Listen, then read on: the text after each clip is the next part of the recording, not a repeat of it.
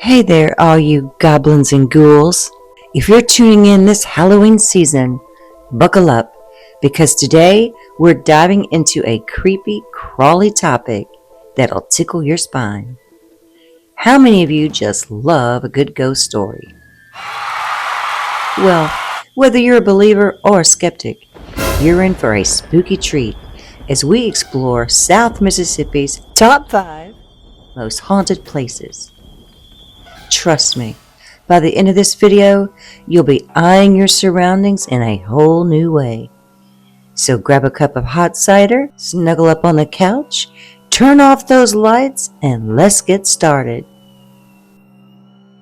Countdown from number 5, we have Rodney, Mississippi, a haunted ghost town. This haunted ghost town is located just 32 miles northeast of Natchez. Rodney was incorporated in 1828. This once bustling city on the banks of the Mississippi River was referred to as the Petite Gulf, and it was almost the state capital. Today, it is literally a ghost town. But are the ghosts of those who perished in the yellow fever epidemic of 1843 and then again in 1847? Or is it from the ghost of those who lost their life during the flood in 1870 when the river shifted and flooded the town, leaving it cursed? Or was it the fire the previous year that destroyed the town in 1869? Or was it those who perished during the Civil War, where the remnants of this war can still be seen? The 1832 Presbyterian Church still has a cannonball stuck in the side. No one really knows why these restless spirits haunt this town. Some believe that the town has been cursed, beginning way back in the 1800s. There were 3 fires that destroyed the town, one in 1837, 1852, and again in 1869. From the disease, the war, the fire, and the never-ending flooding, it's as if something or someone did not want this town to succeed. And when the fog rolls in, an eerie silence falls across the deserted town. Strange smells, strange noises that seem like singing or humming. And then the river rises. And then the apparitions appear, often spotted in front of the 2 remaining churches, Mount Zion and the Rodney Presbyterian Church. Are you brave enough to go to this town after dark? Coming in at number 4, we have in Ocean Springs, Mississippi, with W.M. Seymour, or the AKA Rock and Roll Cemetery. While cemeteries are known to be a little creepy, the Rock and Roll Cemetery, as it's affectionately called, is home to the Cackling Granny. Located down an isolated dirt road, surrounded by woods in Ocean Springs, this Cackling Granny is known to rock back and forth in her rocking chair, dressed in all white. Visitors have reported that the gate will unexpectedly slam shut as they try to leave. This spine-chilling, hair-raising, and petrifying little old lady has terrified visitors for more than 75 years. Coming in at number 3, for Mississippi's most haunted places, we have Ellisville, Mississippi's The Deason House. The Amos Deason House, which is now a museum, is Jones County's oldest home, built in 1845 and the site of a murder. There have been many reports of strange paranormal activity at this house. Some say it's the spirit of the murdered victim, and some say that the house is haunted by at least 5 different spirits. Visitors tell stories of cell phones dying, batteries running out without explanation, doors that open and slam randomly, and glowing orbs that float through the air.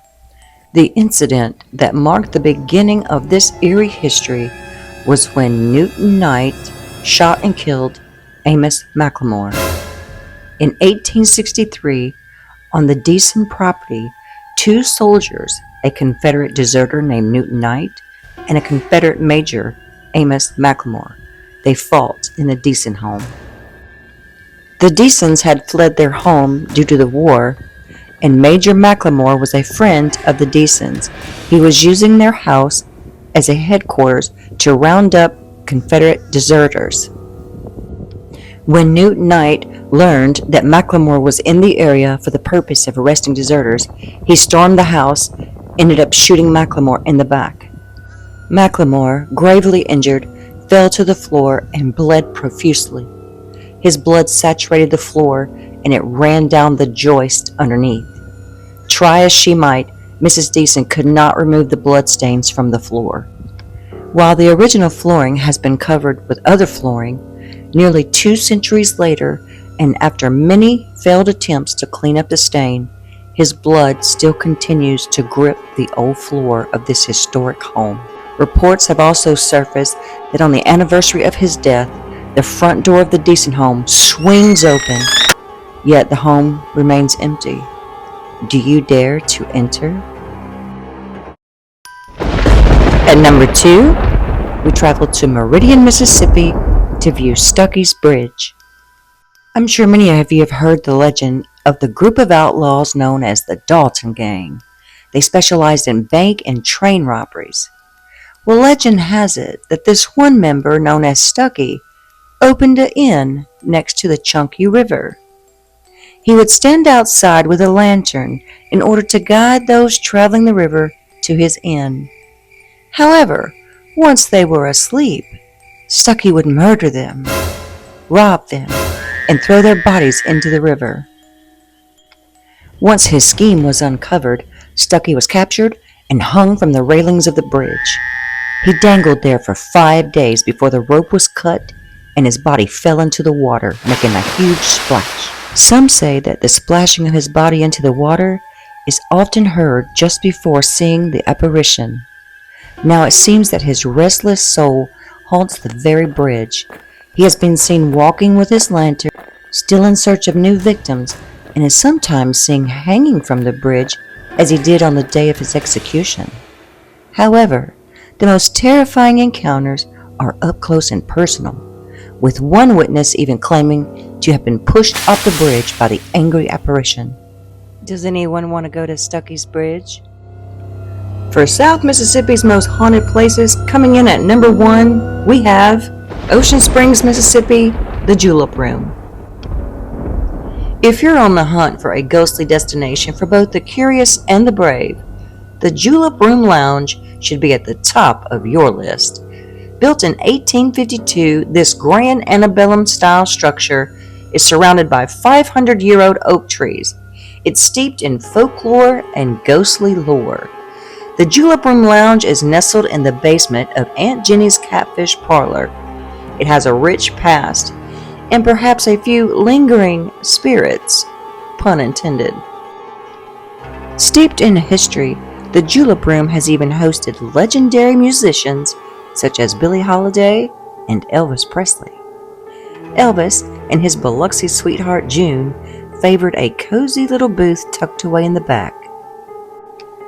Once a private residence known as the Franco House, then spa, then a hotel, and an insane asylum. According to local legend, the building once served as a sane asylum, and its basement-level lounge hasn't quite shed its eerie tenants. Patrons and staff alike have reported strange occurrences over the years. Faucets mysteriously turning on by themselves, music playing from an unplugged jukebox, even songs spinning from records that no one remembers ever being there.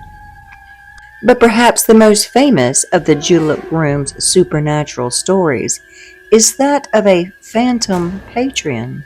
This dark-haired apparition, clad in a white shirt and black pants, is known to ask unsuspecting guests for a drink, only to vanish into thin air moments later. Some say he was once a patient at the old asylum, while others believe, half-jokingly, that it might just be the ghost of Elvis himself. With a blend of hauntingly rich history and intrigue, a visit to the Julep Room makes for a spine-tingling tale. Would anyone care to meet me at the Julep Room for some spirits?